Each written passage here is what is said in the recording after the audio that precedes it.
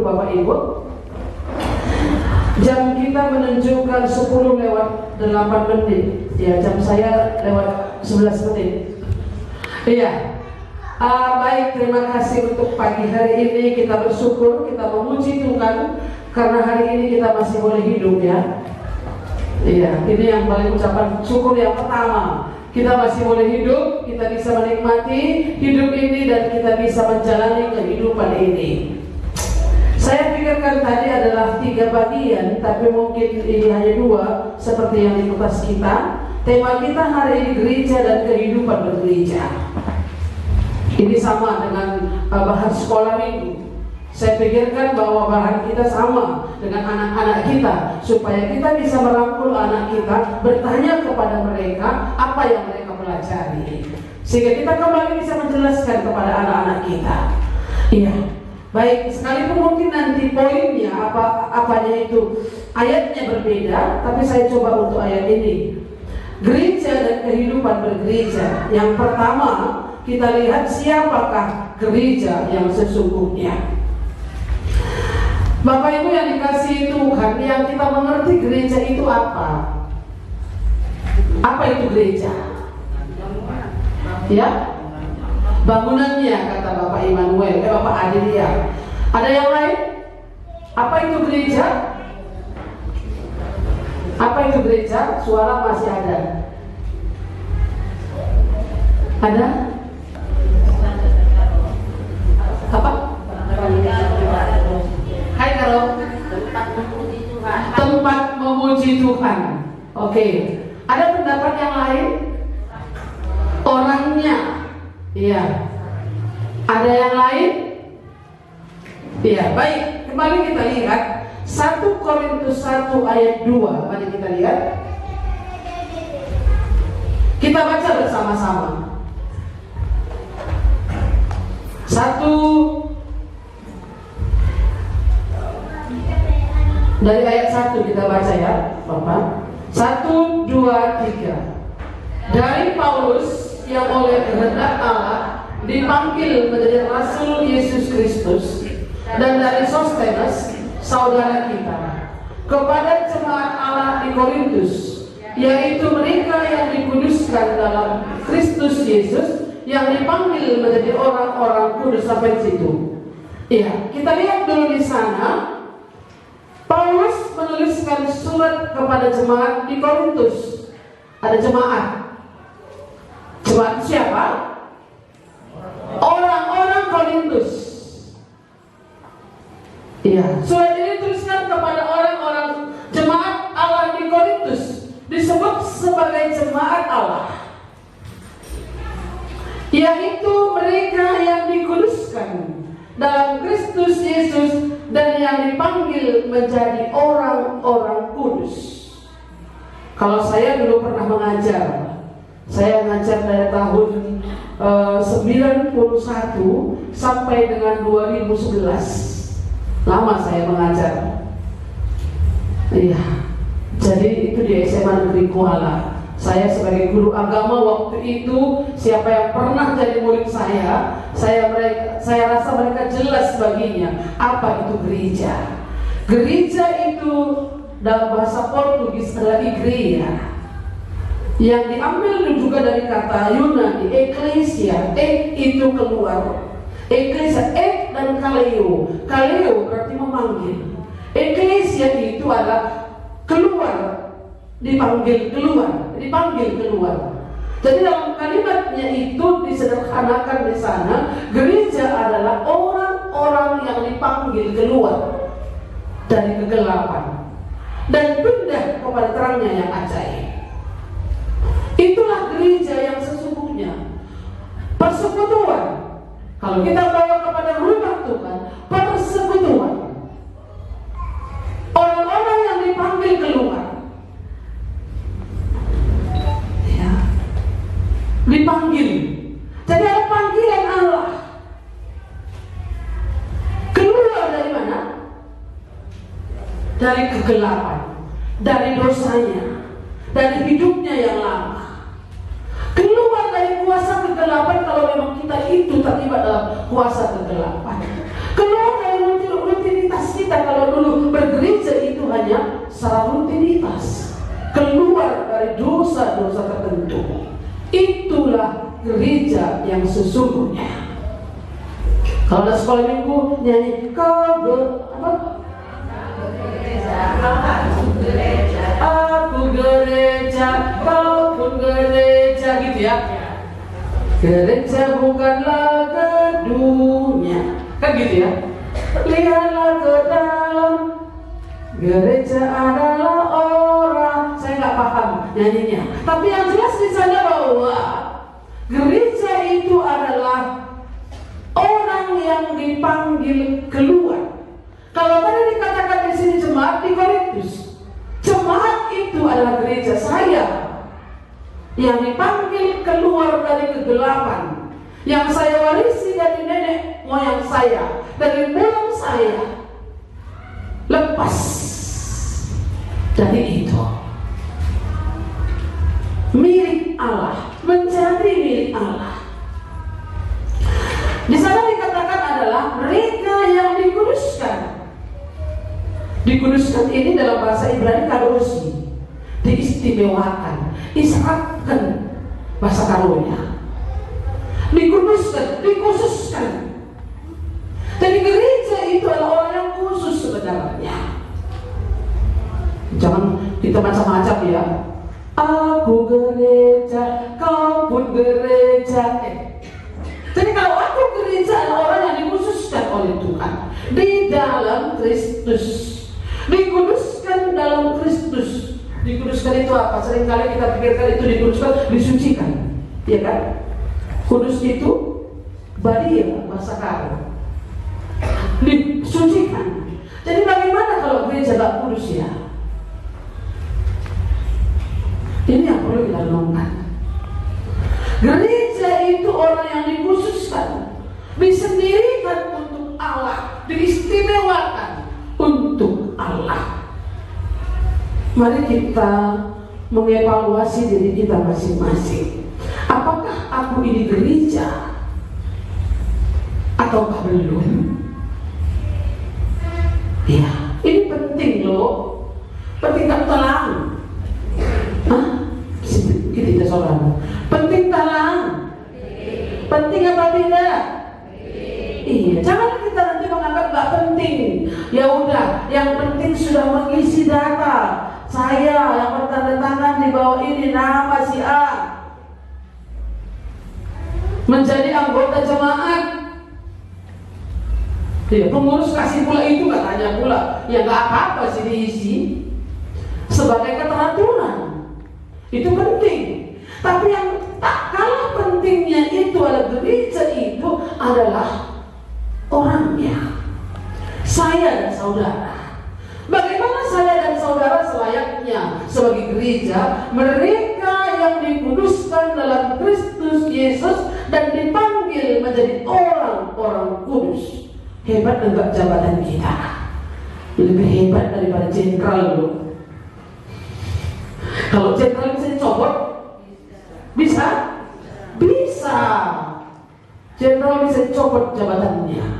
Banyak pejabat-pejabat yang dinonaktifkan. Iya. Tapi orang-orang kalau sudah dimateraikan menjadi anak Allah, gereja itu tidak bisa dinonaktifkan. Jadi kalau aku nonaktif lebih dibilang haji. Aku adalah perlindunganlah jadi anak Tuhan itu.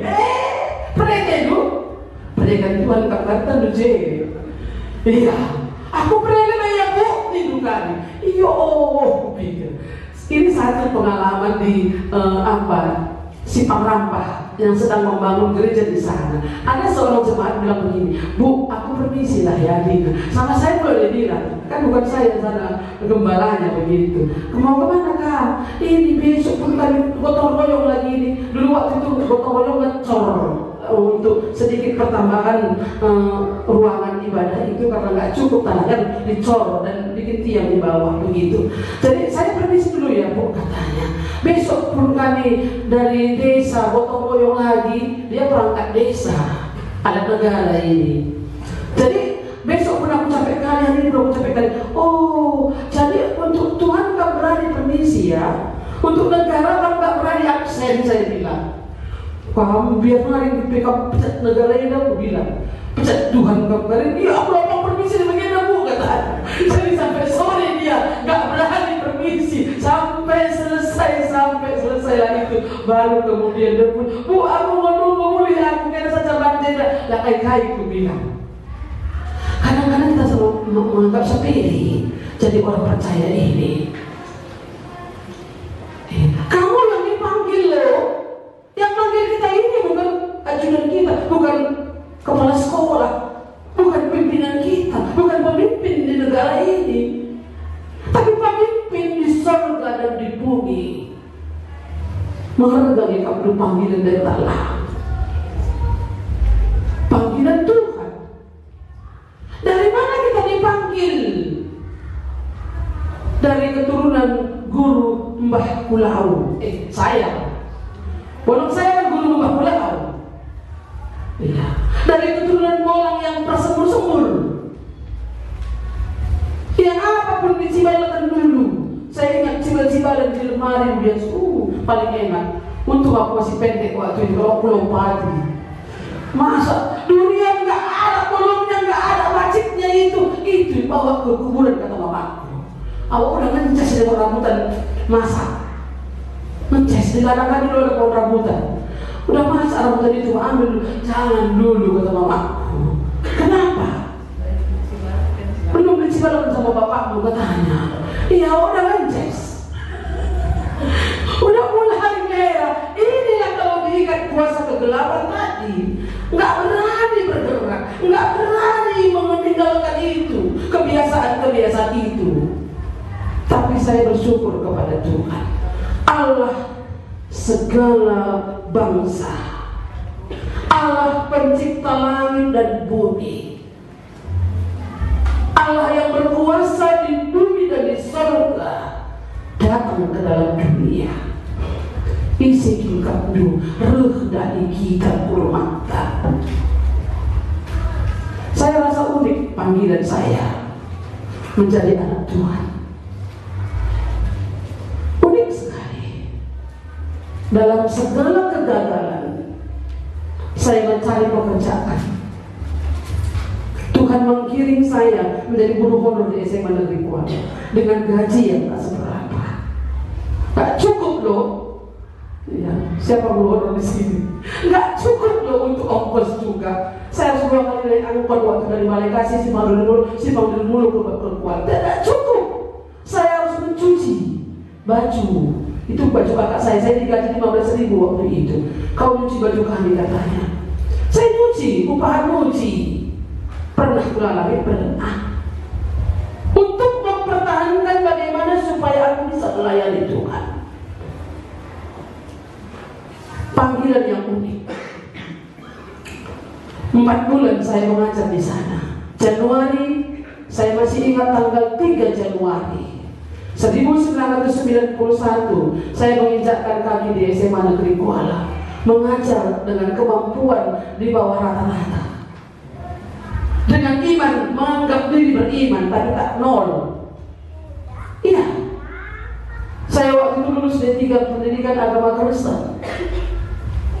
Saya mengajar di situ dengan kemampuan, mengandalkan saya pikir saya hebat, tapi saya nol. Anak-anak yang saya temui di situ, mereka cerita kami sudah dilahirkan baru. Saya sudah diampuni Tuhan dosaku, nol dalam hidup saya. Ini gereja yang khusus, dan gereja tidak cukup hanya sampai di situ, tidak cukup hanya sampai kepada panggilan itu. Bagaimana Tuhan berbicara, cara kita mungkin berbeda-beda, mungkin lewat penyakit, mungkin lewat situasi, mungkin lewat yang banyak cara Tuhan untuk memanggil kita. Gereja itu, eklesia, keluar. Apakah saya keluar dari itu? Saya keluar dari sana. Saya dulu sering disuruh mama saya minta sembuh, minta obat, minta minyak sama tetangga. Saya sering cari alasan. Rumah kami kan di pinggir SD itu, lalu melewati belakang sekolah itu ke tempat tetangga. Pergi dulu ambil sembur di sana. Saya bilang begini, sampai di tengah perjalanan saya garuk-garuk kepala, Tuhan, ini bukan dengan mamaku. Ngelawan nggak berani. Kalau ini yang aku nggak mau lagi pakai itu, darah dan dari Sleban katanya, cuma mamaku dulu. Iya. Cari mamaku yang lain. Rumah kalian kampung di gereja Komenang katanya sama aku. Jadi apa yang mau aku bilang? Di situ saya bilang, pulang lagi. Mak, nggak rumah dia, nggak rumah orangnya. Sekali boleh, 2 kali boleh. Kalau berkali-kali nggak mungkin lagi. Cari alasan yang lain. Saya pernah bertanya kepada seorang pendeta. Dia bilang begini, saya tanya masalah ini, bagaimana kalau orang tua saya belum bertobat? Saya cari alasan seperti ini. Itu apakah bagaimana? Saya akan bijaksana. Itu bijak situ, bukan bijaksana kata. Bijak situ, bukan bijaksana. Nah, jadi gereja itu dikhususkan, disendirikan. Benar-benarlah saya sendiri di rumah saya waktu itu. Oh, apalagi waktu pemilih menjadi pegawai negeri. Waduh. Dulu kan pegawai negeri kan, sekarang online enak ya. Tinggal kirim berkas pun nggak terlalu sulit. Kami dulu berkasnya 1 map ya. 1 map mulai dari catatan apa saja namanya lah. Berkelakuan baik, surat kesehatan, dari kepolisian, dari banyak belangko semua yang harus diisi begitu. Iya. Kehujan angin rembus, kucing kita bekong anak aku, kata mama saya. Tapi saya keluar dari situ, dari kegelapan, dari kecurangan, dari dosa. Saya harus keluar dari sana. Disendirikan, dikhususkan. Orang percaya gereja itu adalah orang yang dipanggil keluar. Setelah dipanggil keluar bagaimana? Hidup kudus. Hidup kudus. Kudus itu karunia. Disendirikan, diistimewakan. Kalau kita memang diistimewakan, disendirikan, berbeda dengan orang lain, tampil beda dengan orang lain, adakah apanya? Ada kira-kira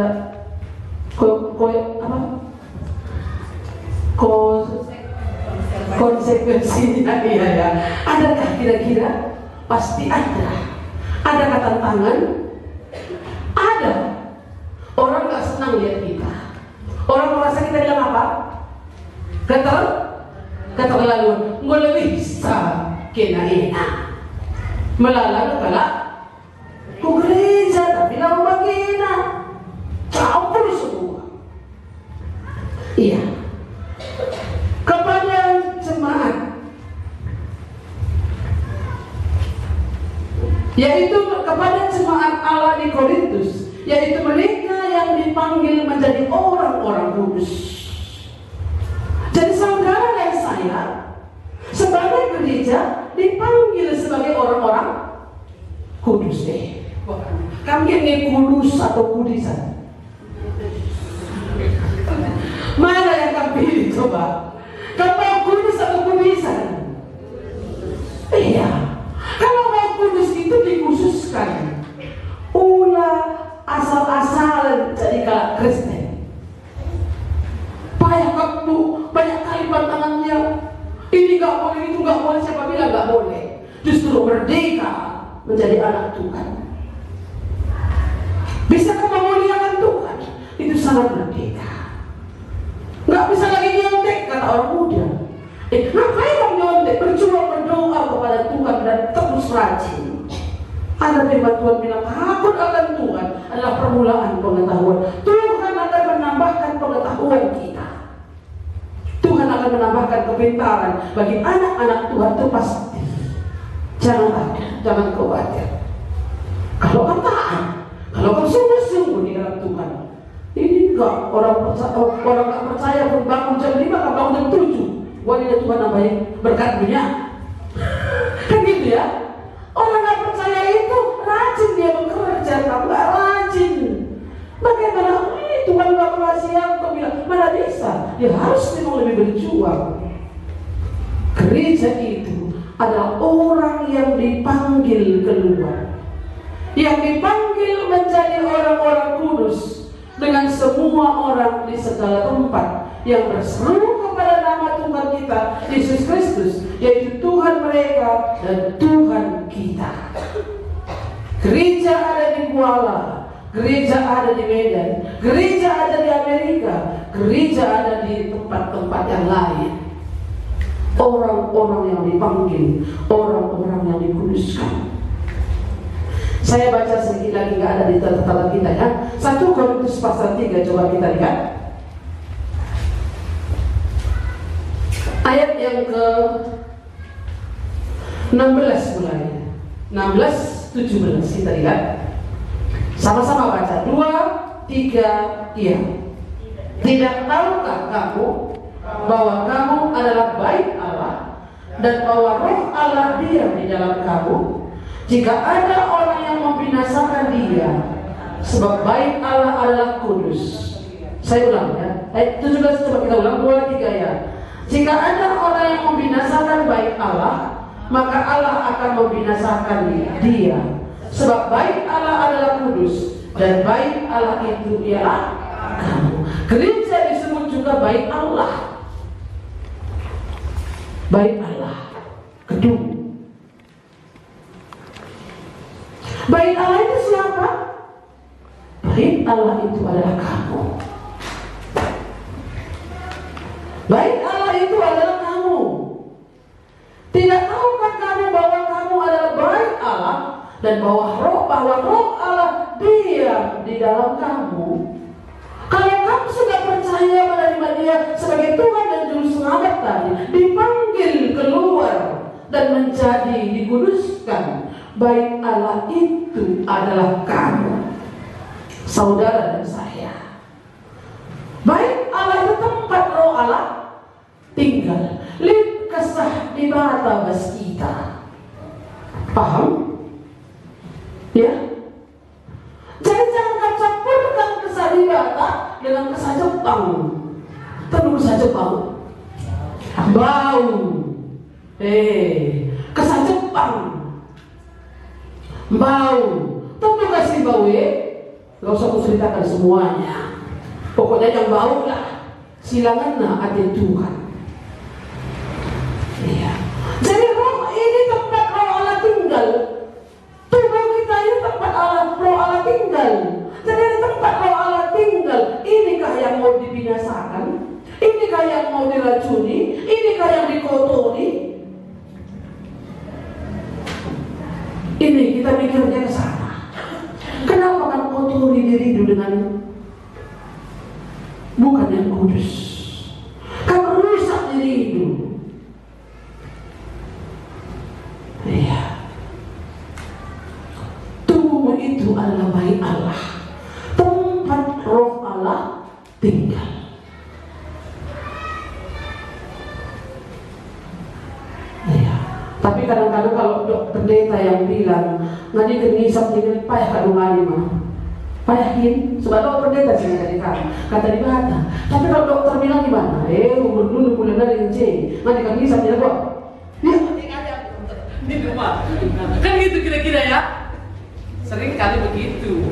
Iya, tapi ada juga orang nggak memang begitu. Saya nggak paksa saudara ngani bisa. Ada yang dulu selalu begini. Tapi firman Tuhan ulang-ulang misalkan lu sila menggunakan roti. Jangan rusak tubuh kita ini dengan hal yang kotor. Hati kita ini harus dikuasai oleh Roh Allah. Lana rampang jeda, lana emosi jeda, pusuke lana rawa-rawa bas pusuke. Tapi turah kegelengan dari. Karena Roh Allah itu apa? Sifatnya bagaimana Roh Allah? Kudus. Lagi kasih,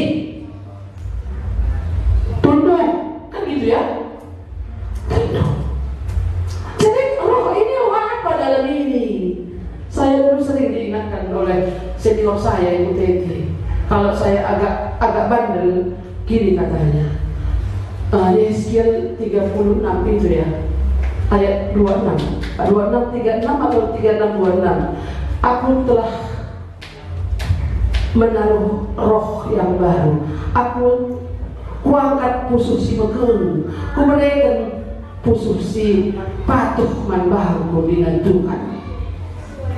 Ya, mungkin maka pusuh si mekeng lagi. Ada lidah Tuhan kuangkat hati yang keras, kuberikan hati yang baru. Di mana kita lihat posisi Tuhan yang bilang kuberikan posisi baru, kuberikan hati yang baru, kuangkat hati yang keras. Laka berkuasa Tuhan atas kami. Ya kan? Gak berkuasa Tuhan dalam diri saudara. Kalau memang tetap hati yang keras itu ada di dalam, berarti Tuhan gak berkuasa di situ. Sekalipun kita bilang Tuhan berkuasa, tapi sebenarnya kita tidak ada kuasa Tuhan dalam hidup kita untuk mengangkat hati yang keras tadi. Kalau Tuhan sudah bilang kuangkat hati yang keras. Gereja itu adalah orang yang dipanggil keluar, ya, dipanggil keluar dari latar belakang hidupnya menjadi manusia yang baru. Gereja itu adalah bait Allah. Bait Allah itu adalah kamu. Jika ada orang yang membinasakan bait Allah, maka Allah akan membinasakan dia. Aku ngeri kok baca cerita. Ya, apalagi orang percaya. Saya bukan karena saya hamba Tuhan. Hamba Tuhan ada atas dirinya nama Tuhan. Saudara juga adalah hamba Tuhan. Kalau hamba Tuhan atau orang-orang percaya yang dikuduskan oleh Tuhan mau kita rusak, seget di dalam. Boleh Tuhan memberkati kita. Kan gitu ya. Ya bukan saya terlepas dari diri saya sebagai hamba Tuhan. Saya hamba Tuhan, dia itu hamba Tuhan. Bukan sebagai profesi maksud saya. Tapi orang percaya itu jangan dihina. Seringkali kita menghina. Saya dulu ingatkan itu. Siapa yang menghina orang percaya, menghina penciptanya. Kenapa kita nggak bisa menghormati orang percaya? Rubah hati ke kita, Mak. Sama-sama orang percaya rubah hati. Selalu mengerikan sekali. Kamu adalah bait Allah. Ya. Sebab bait Allah adalah kudus dan bait Allah itu ialah kamu. Jadi orang percaya itu harus kudus. Ini yang perlu kita pikirkan. Siapakah gereja? Gereja yang sesungguhnya adalah saya dan saudara, orang yang dipanggil keluar. Kecuali kalau orang itu memang belum pernah dipanggil, memang belum keluar dari kegelapan itu. Lemah kita bertobat. Lemah bertobat apa? Ya neraka keinginan. Kan gitu ya? Iya ini. Makanya kalau sudah mengaku aku bertobat, aku percaya, mari berubah. Mari hidup kepada mengarah kepada kekudusan hidup. Hidup dalam kebenaran firman Tuhan. Bukan hidup suka-suka hatiku. Hati-hatiku dalam berlucu. Ya, orang percaya itu bersekutu. Tapi ya kayak ini berdepan ini ya. Ya. Yang kedua kita lihat 1 Petrus pasal 2 ayat 9. Mari kita lihat sampai 10 kita baca ya. Bangsa yang terpilih, imamat yang rajani, bangsa yang kudus, umat kemuliaan Allah sendiri, supaya kamu memberitakan perbuatan-perbuatan yang besar dari Dia, yang telah memanggil kamu keluar dari kegelapan kepada terangnya yang ajaib. Ayat 10. Kamu yang dahulu bukan umat Allah, tetapi yang sekarang telah menjadi umatnya, yang dahulu tidak dikasihani, tetapi yang sekarang telah beroleh belas kasihan. Menjadi umat Tuhan bukan karena keturunan. Mentang-mentang orang tuanya sudah percaya, sudah bertobat, anaknya berpikir, aku pun bertobat, ikut-ikutan saja. Bukan begitu.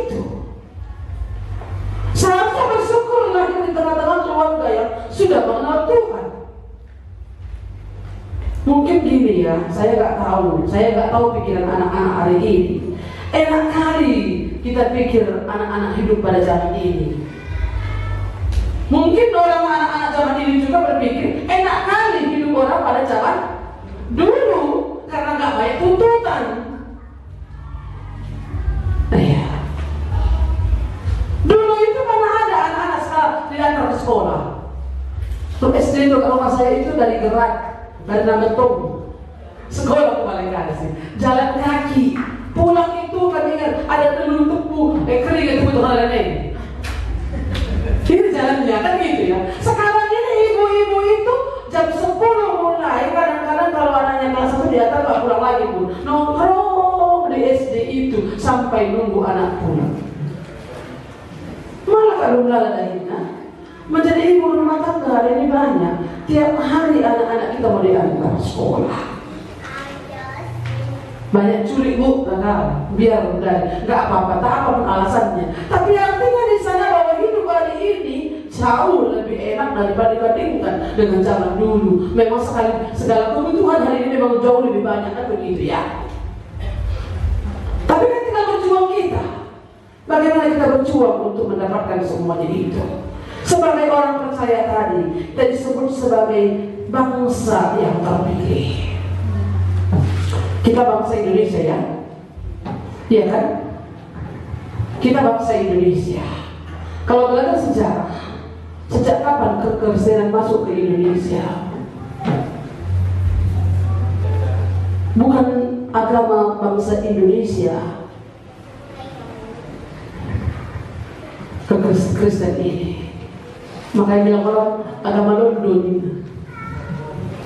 itu kan agamanya London. Karena masa penjajahan itu masuk, itu anugerah. Iya, kamu yang dahulu bukan umat Allah. Kalau bukan, bisa jadi untung nggak? Hah? Kalau sebenarnya kita memang bukan milik Allah, tapi bisa menjadi milik Allah, untung enggak? Untung. Bersyukur bisa dipilih oleh Tuhan. Iya. Kamu yang dahulu bukan umat Allah, tetapi sekarang telah menjadi umatnya. Saya waktu jalan ke Korea, saya bisa merasakan betapa besar kasih Allah dalam hidup saya. Kalau saya nggak bertobat, saya nggak terima Tuhan Yesus, akan pernah saya menginjakkan kaki ke Korea. Annyeonghaseyo, kan gitu ya. Jadi seperti itu. Nggak mungkin saya bisa menikmati semuanya fasilitas yang diberikan. Tidur di hotel berbintang 5 tanpa bayar. Iya. Bisa menikmati, makanya waktu saya tiba di sana, saya ingat harapan. Iya, itu memang saya ingat harapan. Karena begitu banyak pelayanan yang Tuhan izinkan, di harapan itu memang minta ampun ke aku. Tidur juga di hotel berbintang 5, berbintang-bintang, melihat bintang-bintang di langit dari rumah di mana kita melayani waktu itu. Makanya saya tanpa saya sadari mata saya mengalir. Tuhan, betapa baiknya Engkau. Engkau mengizinkan aku masuk ke dalam lembah-lembah yang sangat dalam. Tapi Tuhan, Engkau mengangkat aku menjadi anak-Mu yang bisa menikmati ini. Ini yang saya rasakan. Tuhan memberikan itu seimbang. Iya. Sampai mau ke toilet pun nggak pandai. Nggak pandai kami ke toilet. Harus dikasih bimbingan dulu. Kalau mau kecil ini, kalau mau besar ini. Nggak ada pula airnya, kayak mana mau bersihkan kotoran, kan susah.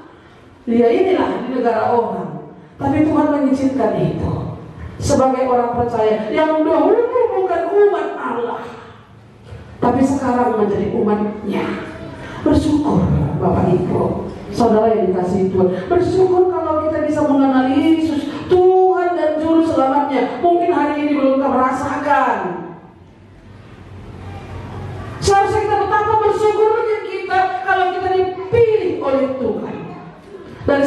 sekian banyak penduduk di bumi ini, aku ini istimewa, dipilih oleh Tuhan menjadi anaknya, dari umat kepunyaan-punyaannya. Jadi kalau umat kepunyaan Tuhan bukan suka-suka hatiku hidup, tapi bertanya kepada Tuhan, mau apa engkau daripadaku ini?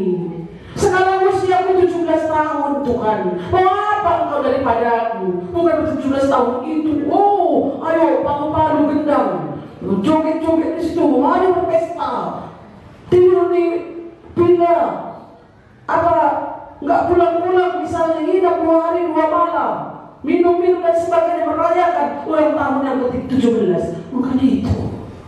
Kalau saudara gereja, umat kepunyaan Allah, tanya Tuhan, Tuhan umurku sudah 17 tahun, mau apa engkau daripadaku?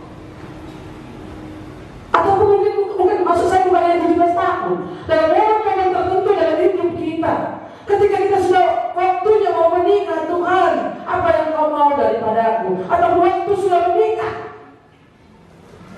ketika pengantin baru, apa yang kau mau daripadaku Tuhan? Ini gereja istimewa.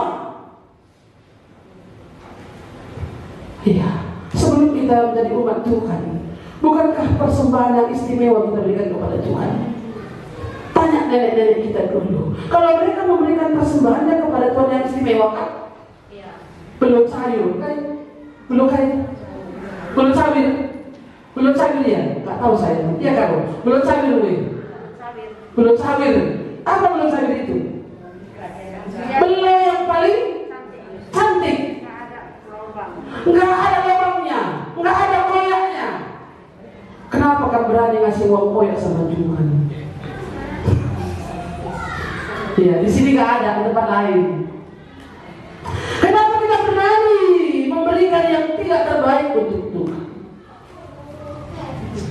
Kenapa kamu berani mencuri uang Tuhan? Kenapa kamu berani memakan hasil panen yang pertama dari ladang itu sebelum kamu memberikannya kepada Tuhan? Iya. Tetapi kamulah bangsa yang terpilih. Ingat, dari begitu banyak bangsa di bumi ini, kita sebagai orang Indonesia punya kesempatan untuk mendengar Injil. Sekalipun lewat penjajahan waktu itu, Injil masuk ke negara kita ini. Bersyukur orang-orang yang setia memberitakan Injil, dan akhirnya diteruskan sampai kepada kita. Mengenal Yesus Tuhan dan Juru Selamat kita, itu adalah istimewa di mata Tuhan. Sadar kamu istimewa atau tidak? Tolong kamu sadari. Banyak orang belum sadar. Kebetulan saja, enggak kebetulan saya mau tandaskan hari ini. Saudara kalau sudah bertobat menerima Yesus sebagai Tuhan dan saudara adalah istimewa di mata Tuhan. Orang pilihan. Ya, istimewa.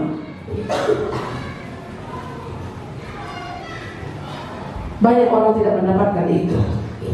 Makanya kalau Tuhan izinkan kamu menikah, itu istimewa juga. Saya nggak menikah. Enggak nggak perlu hidup berjauh. Karena banyak orang tidak mendapatkan itu. Saudara dikaruniakan untuk itu. Kenapa saudara tidak menghormati pernikahan itu? Ada banyak kesempatan-kesempatan yang Tuhan berikan bagi kita. Untuk kita harus taat dan tunduk kepada Tuhan. Sebagai orang percaya, sebagai gereja itu dipanggil keluar dan hidup dalam kekudusan. Kekudusan hidup pribadi, kekudusan hidup berkeluarga, kekudusan hidup bertetangga, bermasyarakat dan sebagainya, itu harus kita lakukan.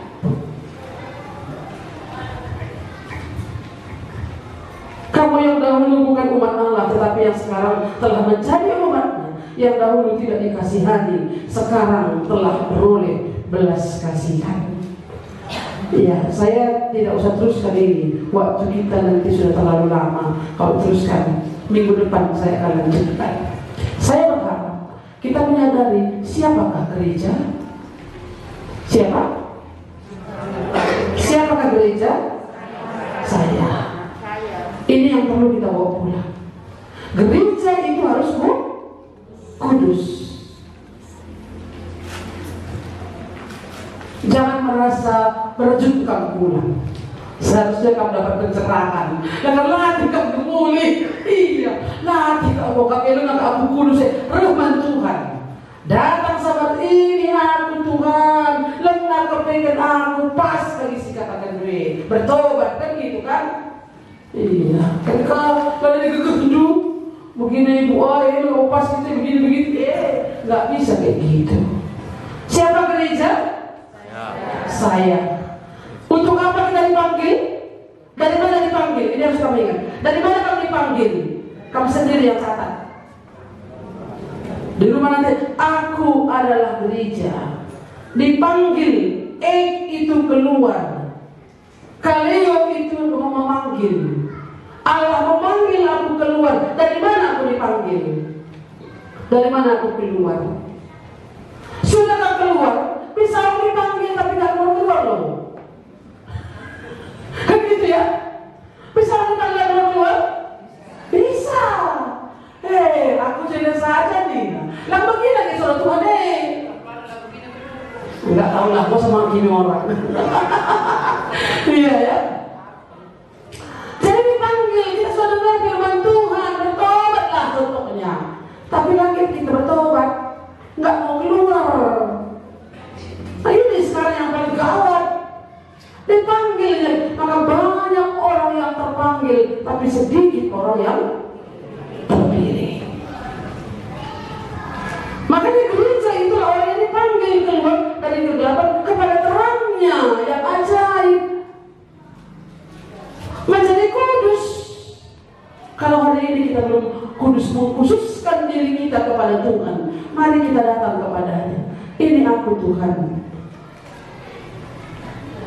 mau tunduk di hadapan Tuhan, mengkhususkan segala sesuatu, dikhususkan. Orang percaya harus dikhususkan, mengkhususkan ibadah kita, mengkhususkan tubuh kita, mengkhususkan hati kita untuk Tuhan, mengkhususkan persembahan kita, mengkhususkan semuanya dalam hidup kita ini. Mari kita berdoa. Terpujilah Engkau Tuhan Yesus Allah kami. Pagi ini kami mendengar firman-Mu. Siapakah gereja yang sesungguhnya?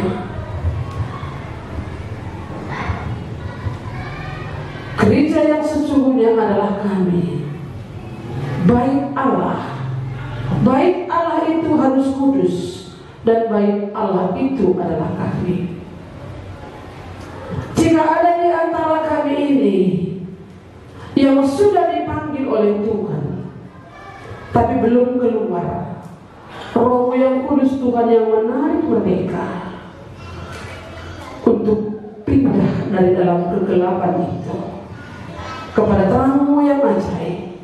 Kalau ada di antara kami ini ya Tuhan yang sudah keluar, biarlah kami hidup menguruskan diri kami, supaya kami cemerlang di mata Tuhan, supaya kami indah di mata Tuhan.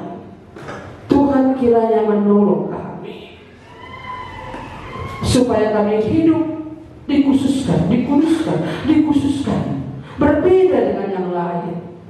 Inilah doa kami kepadamu. Terima kasih Bapa di surga. Terpujilah Engkau yang sudah melayani kami hari ini. Dalam nama Tuhan Yesus kami berdoa. Amin.